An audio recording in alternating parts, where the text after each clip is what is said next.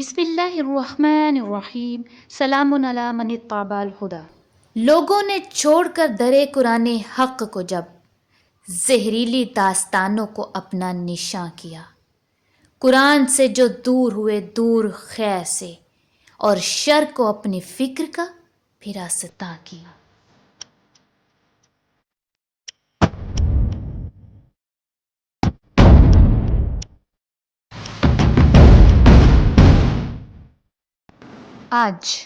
آج میں اپنی ویڈیو کا آغاز چند اہم سوالوں سے کروں گی۔ وہ چند سوال محض سوال ہی نہیں ہیں، بلکہ وہ اللہ اور اس کے کلام قرآن کے خلاف محاذ کھڑا کرنے والوں کے لیے ایسی کاری ضرب ہیں کہ وہ باطل کو پھر سر اٹھانے نہیں دیتے، بلکہ اس کے سر کو کچل ڈالتے ہیں۔ بعض اوقات ایک چھوٹا سا سوال لمبے چوڑے جوابات پر بھاری ہوتا ہے، اور وہ ایک سوال ساری بات سمجھا دیتا ہے۔ اسی لیے ایک زبردست سوالیہ انداز آپ کو قرآن میں نظر آتا ہے۔ یہ اللہ کا اسلوب بیان ہے کہ کیسے اللہ سوالوں سے فرقہ پرستوں، کافروں، ملحدوں، مشرکوں کو لاجواب کر دیتے ہیں۔ انہی سوالوں سے میں بھی ویڈیو کا آغاز کرتی ہوں۔ نمبر 1، الیس اللہ بکاف عبدہ، کیا اللہ اپنے بندے کے لیے کافی نہیں ہے؟ نمبر 2، اولم یکفیہم انا انزلنا علیک الکتاب یتلی علیہم، کیا بھلا ان کو یہ کافی نہیں کہ ہم نے آپ پر کتاب یعنی قرآن نازل کر دیا ہے جو ان پر تلاوت کیا جاتا ہے؟ ایک اور آخری اور بہت زبردست سوال، نمبر 3، اللہ خیر اما یشرکون، کیا اللہ بہتر ہے یا وہ جنہیں یہ اللہ کا شریک بناتے ہیں؟ کیا کمال کے سوالات ہیں یہ تمام سوال احادیث روایات کے نام پر بننے والی تمام فرقہ پرست جماعتوں کی کمر توڑنے کے لیے کافی ہیں، کیونکہ یہ سوال اتنے بھاری ہیں کہ یہ جھوٹ، باطل، من گھڑت روایات کو ایک دم ملیا میٹ کر دیتے ہیں۔ اسی لیے تو قرآن کہتا ہے بل نقذف بالحق علی الباطل فیدمغوہ فاذا هو زاہق ولکم اللیل مما تصفون، بلکہ حق کو ہم باطل پر پھینکتے ہیں، بس وہ اسے تباہ کر دیتا ہے، بس اس وقت وہ مٹ جانے والا ہے، اور تمہاری بربادی اس وجہ سے ہے کہ جو تم خود ساختہ شرکیہ اور مصنوعی اعمال بیان کرتے ہو۔ غور کیجئے کہ ان سوالات کے جوابات میں اللہ نے قرآن اور اپنی ذات کے علاوہ کوئی آپشن باقی رکھی ہے؟ نہیں نا؟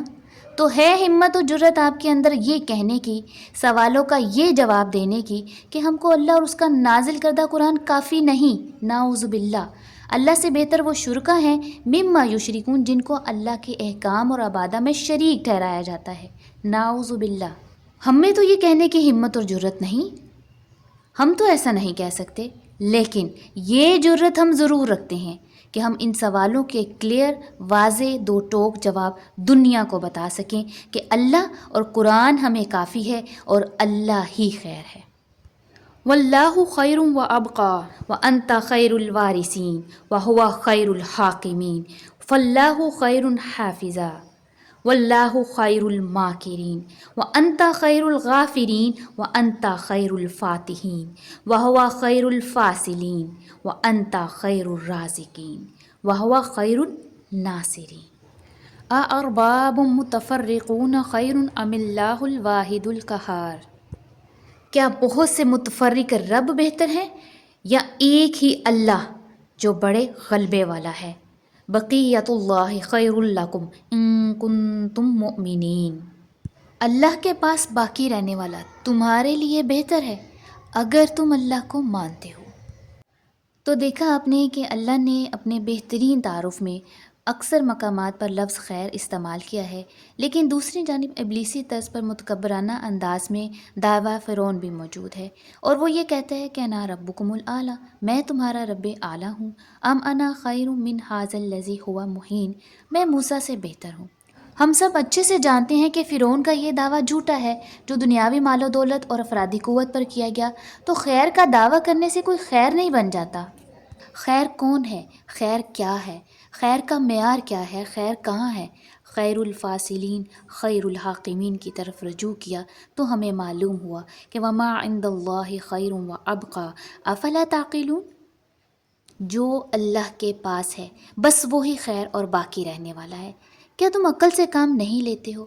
قرآن کھولیں کہ قرآن کے اس ایک لفظ خیر میں کتنی وسعت اور پاور ہے، خاص طور پر جب وہ ایک لفظ اللہ کے تعارف افعال و احکام سے جڑا ہوا ہو تو وہ کوزے میں سمندر کو بند کرنے کے مترادف ہوتا ہے۔ لہٰذا جو لوگ غور کرتے ہیں وہ قرآن کے الفاظ میں چھپے قیمتی خزانے کو پا کر مستفید ہوتے رہتے ہیں، اور جو ان الفاظ کو بس اوپر سے پڑھ کر گزر جاتے ہیں ان کو اللہ پلس آخرت پلس قرآن کا درست تعارف حاصل نہیں ہوتا، اور وہ قرآن کی حدود سے باہر نکل کر راہ راست سے محروم رہتے ہیں اور شر کا باعث بنتے ہیں۔ آج کا موضوع خیر اور شر کے متعلق ہے۔ قرآن کافی مقامات پر سیاق و سباق سے مختلف انداز میں خیر اور شر کی وضاحت کرتا ہے۔ ہم ترتیب سے آگے بڑھیں گے اور سب سے پہلے ان الفاظ کے لغوی معنی جانیں گے۔ ویڈیو کو اینڈ تک لازمی دیکھیے گا کیونکہ اس میں بہت اہم ضمیر کو جگا دینے والی باتیں ہیں۔ خیر، اس کا سے حرفی مادہ ہے خا یا را۔ خیر شر کی ضد ہے اور اس کے معنی ہے اچھا، بہتر، بھلا، کسی چیز کا اپنے کمال کو پہنچنا، طیب، نیک کام، بھلائی کا کام، افضل ہونا، فضیلت والا ہونا، پسندیدہ، تمام اچھے معنی اس میں پائے جاتے ہیں۔ خیار محسن، انسان دوست، ہمدرد اور خیر کا کام کرنے والے کو کہتے ہیں۔ اختیار بھی خیر سے ہی ہے، اختیار کرنا، اختیار دینا، منتخب کرنا، انتخاب کرنا، اور خیرات حسن کرانا، اعمال، نعمتیں، وسائل، فوائد، ایسے اعمال جس سے کسی انسان کے اختیارات میں اضافہ کیا جائے۔ خیرہ پسندیدہ، اعلیٰ، افضل، رفاہی لوگوں کے فائدے کے لیے۔ اور خیر کے مترادف قرآن میں حسنہ، البر اور معروف کے الفاظ بھی آئے ہیں۔ قرآن میں خیر کے ساتھ ینزل کے الفاظ آئے ہیں، یعنی کہ خیر تمہارے رب کی طرف سے نازل کی جاتی ہے، جیسے کہ بارش کا نازل ہونا ہے، رحمت کا نازل ہونا ہے، قرآن کا نازل ہونا ہے، تو خیر کا تعلق نازل ہونے سے ہے۔ شر کا سے حرفی مادہ ہے شین را، اور شر خیر کے بالکل الٹ معنی دیتا ہے، یعنی بدی، فساد، فتنہ، خرابی، بد، برائی، نقصان پہنچانے والی چیز، خبیث، بدترین، سب سے برا، ناپسندیدہ، ناگوار، تکلیف دہ، جو کسی چیز سے بہتر نہ ہو۔ اور اللہ کا فرمان ہے کہ وہ من شر ما خلق، کہ اللہ وہ ذات ہے کہ جس نے شر کو تخلیق کیا ہے۔ پھر فرمایا کہ اللہ خالق کل شیء، کہ اللہ ہر چیز کا خالق ہے، ہر شے کو پیدا کرنے والا ہے۔ پھر ایک اور مقام پر اللہ کا فرمان ہے کہ وَمَا خَلَقْنَا السَّمَاءَ وَالْأَرْضَ وَمَا بَيْنَهُمَا بَاطِلًا، اور ہم نے زمین و آسمان اور جو اس کے درمیان ہے باطل پیدا نہیں کیا ہے۔ اب جب کہ اللہ خیر ہے تو اللہ کی نازل کردہ تخلیق کردہ ہر شے حق ہونے کی بنا پر آٹومیٹکلی وہ خیر بن جاتی ہے، لیکن شرط یہ ہے کہ اس میں موجود اس مقصد کو سمجھ لیا جائے جس مقصد سے اس کو بنایا گیا ہے، تو شر میں بھی خیر ہوتی ہے۔ اب دلچسپ پہلو یہیں سے شروع ہوتا ہے۔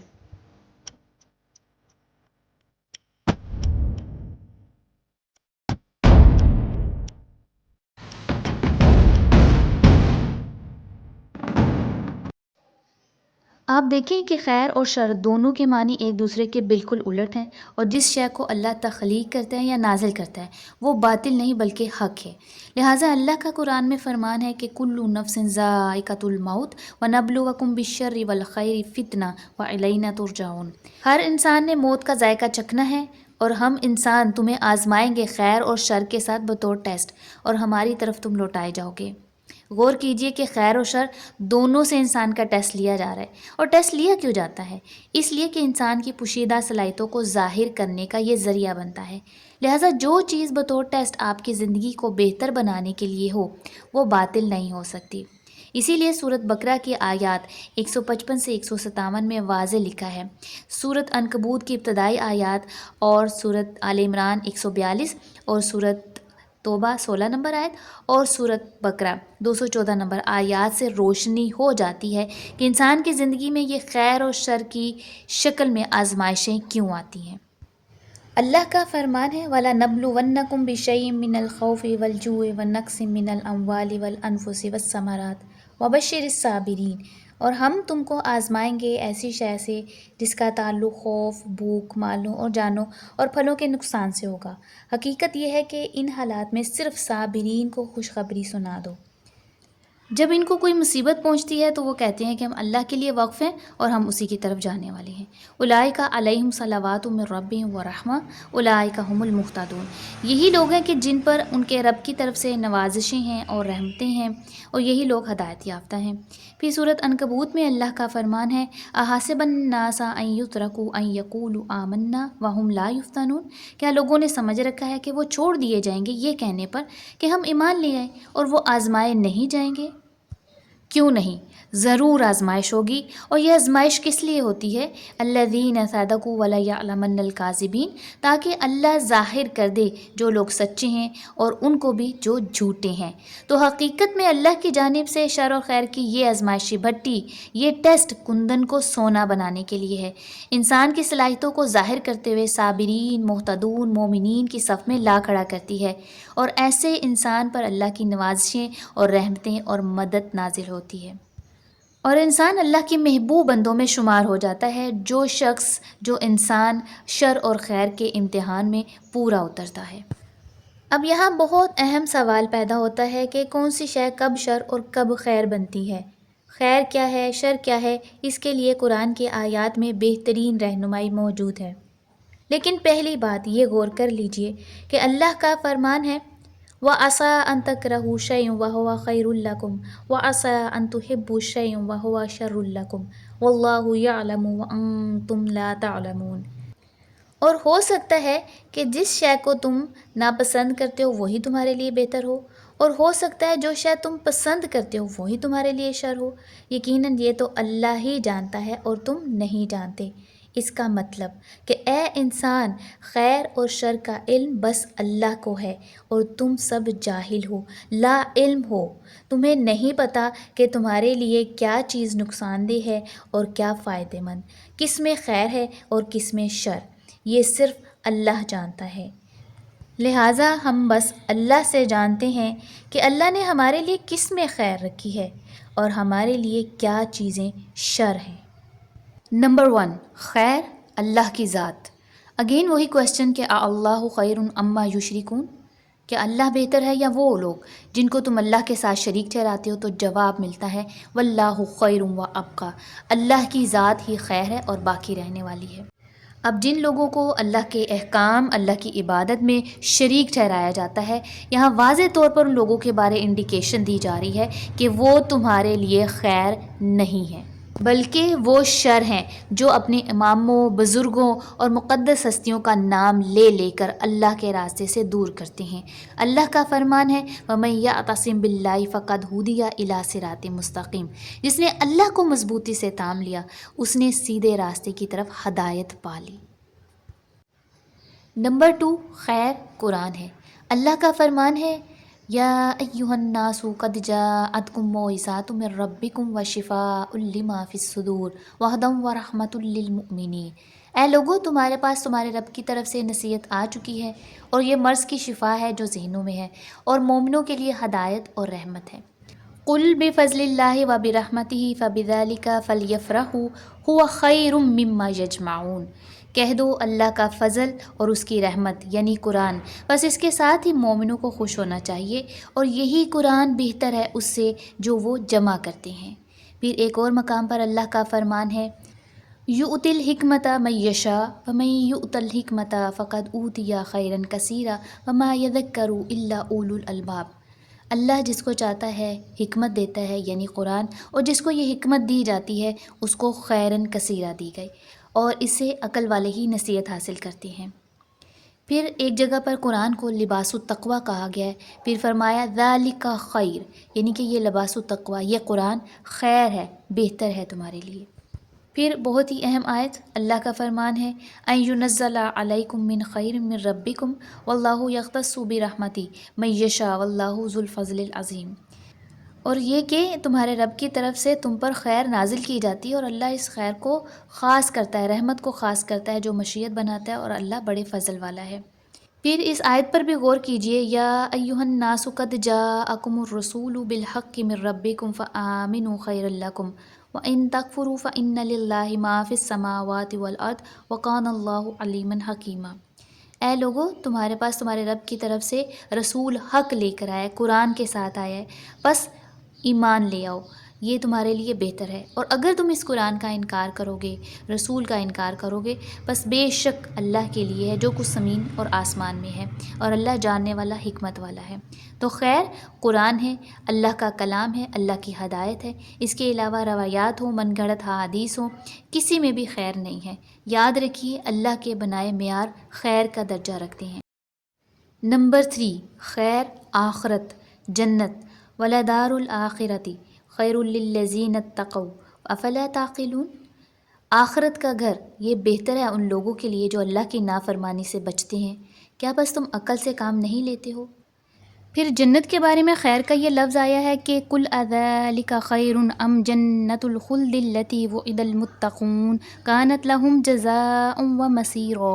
ان سے پوچھو کہ کیا مذکورہ حالت بہتر ہے یا وہ ہمیشہ کی جنت جس کا وعدہ متقین کو دیا گیا ہے اور وہ بہترین بدلہ ہے اور لوٹنے کی جگہ ہے۔ پھر سورۃ آل عمران کی 15 نمبر آیت، اس سے پہلے 14 نمبر آیت میں دنیاوی خواہشات اور نمود و نمائش کا ذکر ہے۔ تو اللہ تعالیٰ فرماتے ہیں 15 نمبر آیت میں کہ اعلان کرو کہ کیا میں تم کو بتاؤں جو اس سے بہتر ہے ان تمام نمود و نمائش اور خواہشات سے، ان کے لیے جو نافرمانی سے بچتے ہیں، ان کے رب کے ہاں باغات ہیں جس میں نہریں بہہ رہی ہیں، وہ ہمیشہ اس میں رہیں گے، اور قسم قسم کی پاکیزہ چیزیں ہیں، اور اللہ کی رضا حاصل ہوگی، یقیناً اللہ اپنے بندوں کو دیکھ رہا ہے۔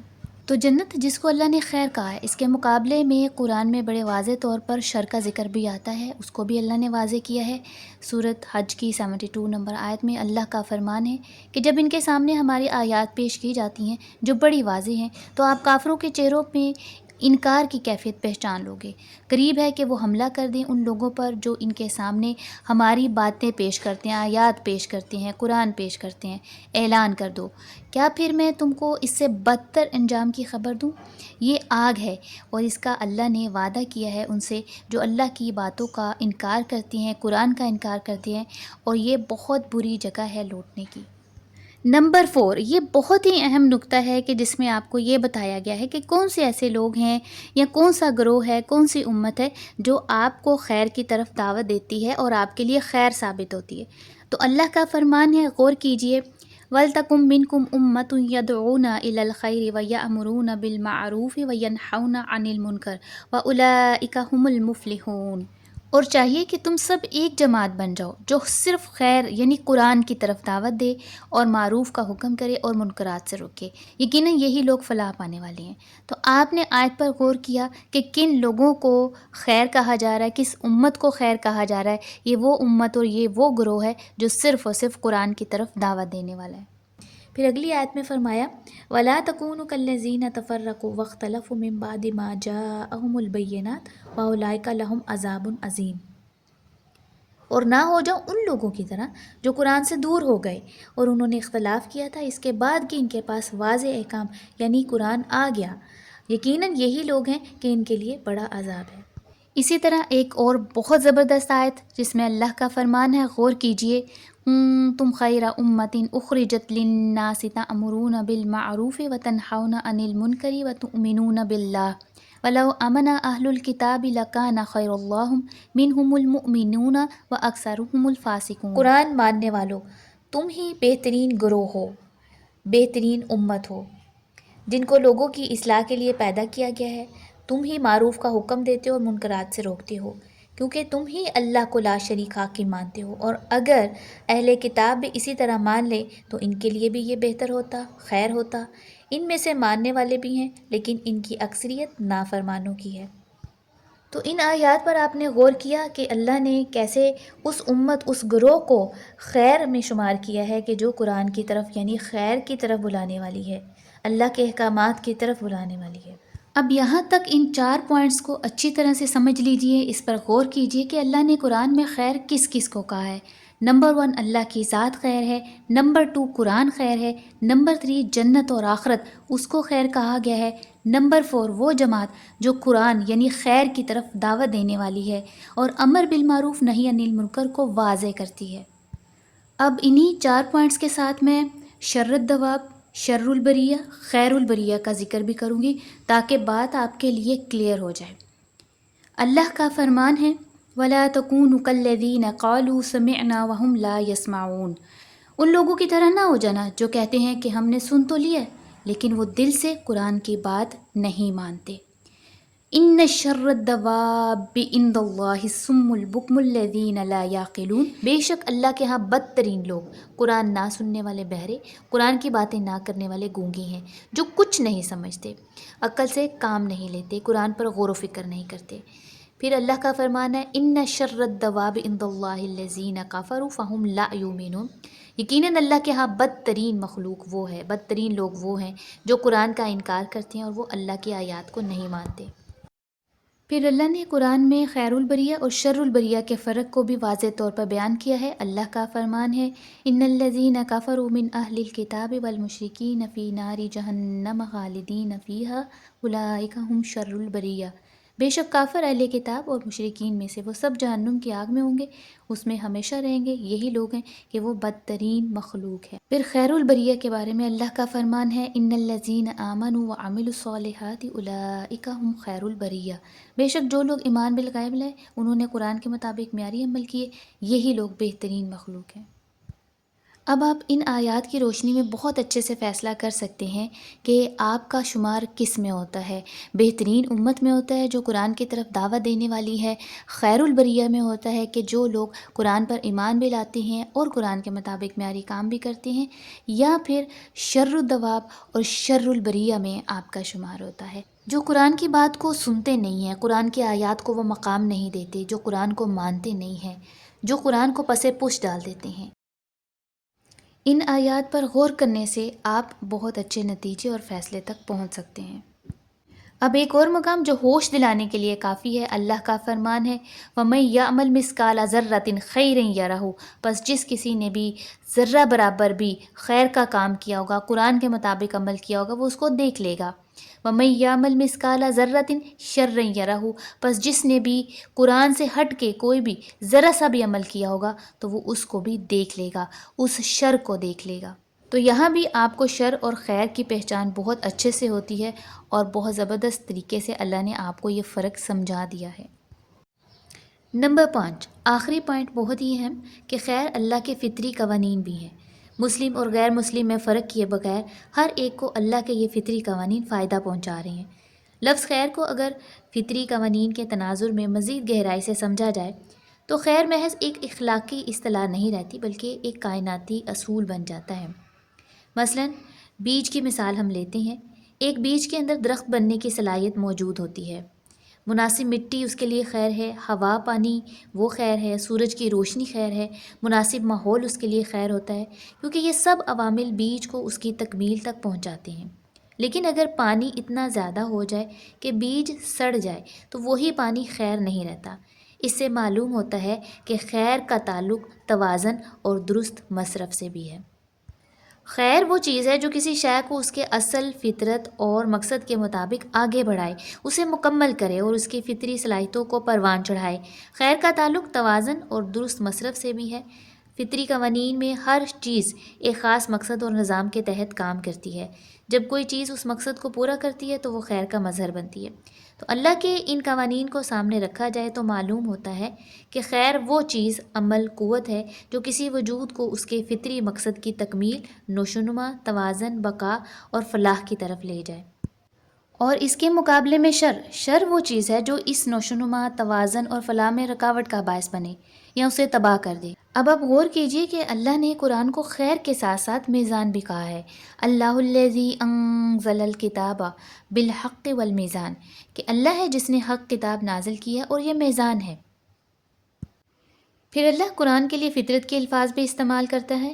فَأَقِمْ وَجْهَكَ لِلدِّينِ حَنِيفًا فِطْرَتَ اللَّهِ الَّتِي فَطَرَ النَّاسَ عَلَيْهَا لَا تَبْدِيلَ لِخَلْقِ اللَّهِ ذَلِكَ الدِّينُ الْقَيِّمُ وَلَكِنَّ أَكْثَرَ النَّاسِ لَا يَعْلَمُونَ۔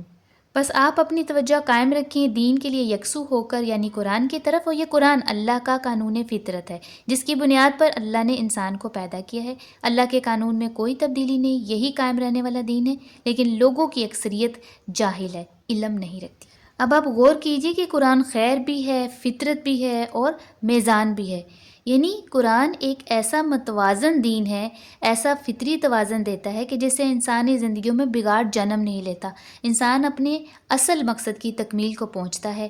قرآن کی رہنمائی سے زندگی میں درست مصرف کا استعمال انسان کی نشوونما، بقا اور فلاح کا باعث بنتا ہے۔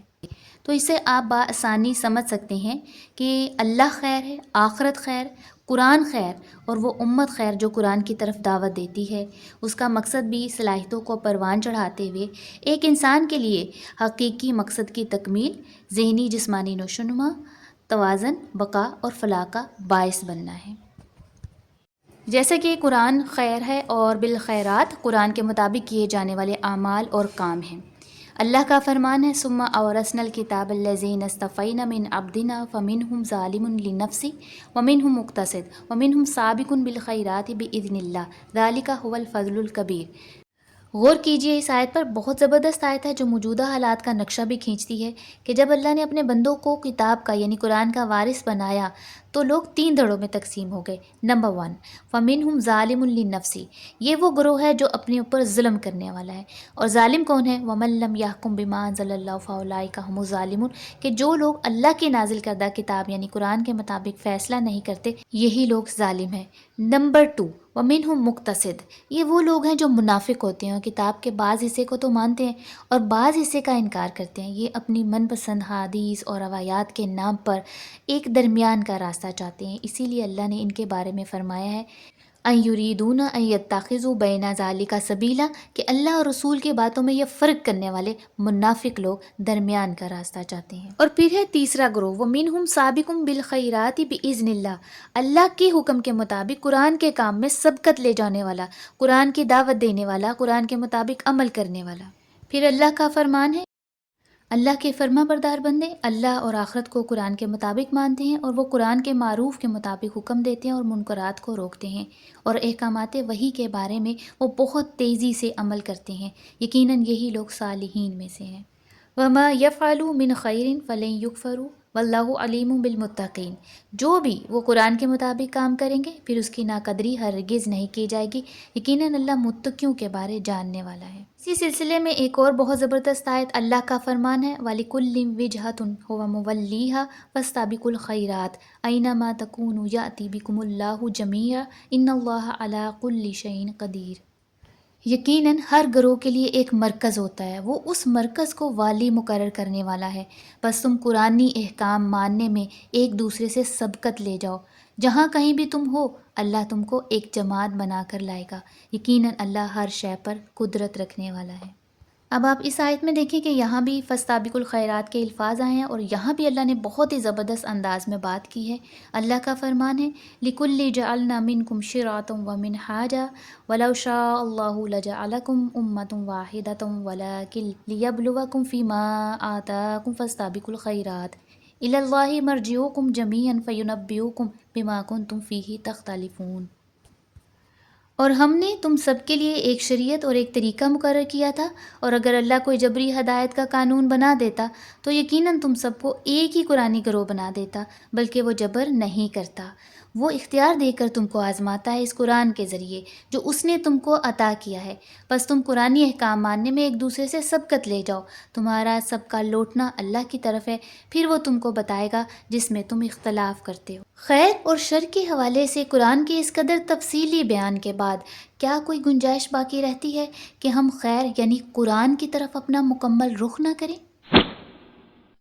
ہرگز نہیں، کوئی گنجائش باقی نہیں رہتی۔ صرف ایک اور آیت سن لیجئے اور پھر فیصلہ کیجئے کہ آپ خیر کے ساتھ کھڑے ہیں یا شر کے ساتھ۔ اللہ کا فرمان ہے وَقِيلَ لِلَّذِينَ اتَّقَوْا مَاذَا أَنزَلَ رَبُّكُمْ قَالُوا خَيْرًا، جب ان لوگوں سے پوچھا جاتا ہے جو اللہ کی نافرمانی سے بچتے ہیں کہ تمہارے رب نے کیا نازل کیا ہے، تو وہ کہتے ہیں بہترین کلام قرآن، خیرہ۔ یہ سوال ہم سب سے بھی ہے، ہم کس کو خیر کہتے ہیں؟ ہمارے لیے خیر کیا ہے؟ کیا قرآن سے باہر ہے یا قرآن کے اندر؟ قرآن سے فیصلہ کیجئے۔ للذین آحسنوا فی ہذہ الدنیا حسنہ ولدار الآخرۃ خیر ولنعم دار المتقین، کہ وہ لوگ جو قرآن کے مطابق معیاری کام کرتے ہیں ان کے لیے دنیا میں بھی حسنہ ہے اور آخرت میں بھی خیر و عافیت ہے، اور متقین کے لیے بہترین ٹھکانہ ہے۔ اور اب ایک بہت زبردست اعلان، قُلْ مَا عِنْدَ اللَّهِ خَيْرٌ مِّنَ اللَّهْوِ وَمِنِ التِّجَارَةِ وَاللَّهُ خَيْرُ الرَّازِقِينَ۔ کہہ دو، اعلان کر دو کہ جو اللہ کے پاس ہے وہ بہتر ہے لہو سے اور تجارت سے، اور اللہ بہتر عطا کرنے والا ہے۔ بہت ہی واضح انداز کہ جو اللہ کے پاس ہے بس وہی خیر ہے لہو کے مقابلے میں۔ اور قرآن میں ایک تو آپ یاد رکھیے لہو الحدیث کا ذکر آیا ہے کہ جو لوگوں کو گمراہ کرتی ہیں، اللہ کے راستے سے ہٹاتی ہیں، اور دوسرا دنیا کو لہو کہا گیا ہے۔ تجارت وہ جس میں لوگ ہدایت کے بدلے گمراہی اور آخرت کے بدلے دنیا خرید لیں، یہ خسارہ اٹھانے والے لوگ ہیں۔ لہٰذا لہو وہ چیز جو انسان کو اس کے اصل مقصد، فرض اور حق سے غافل کر دے، اور خیر وہ جو آپ کو زندگی کے اصل مقصد سے جوڑتی ہے اور فرض سے آگاہی دیتی ہے۔ اس لیے قرآن خیر ہے، تو جس نے قرآن کو تھام لیا اس نے خیر کو تھام لیا۔ جو شر کو خیر اور خیر کو شر بتلاتے ہیں، وہ عالم دین خود کو سچا کیوں کہلاتے ہیں؟ حق سامنے ہو ماننے سے کتراتے ہیں، آئینہ حقیقت سے نظریں کیوں چراتے ہیں؟ خیر کا نام لے کر شر کی طرف بلاتے ہیں، جھوٹ کی کتابوں کو سہارا کیوں بناتے ہیں؟ نہ سمجھیں گے جو شر کی راہ دکھاتے ہیں، ہم خیر تھما کر باطل کو کیوں مار گراتے ہیں۔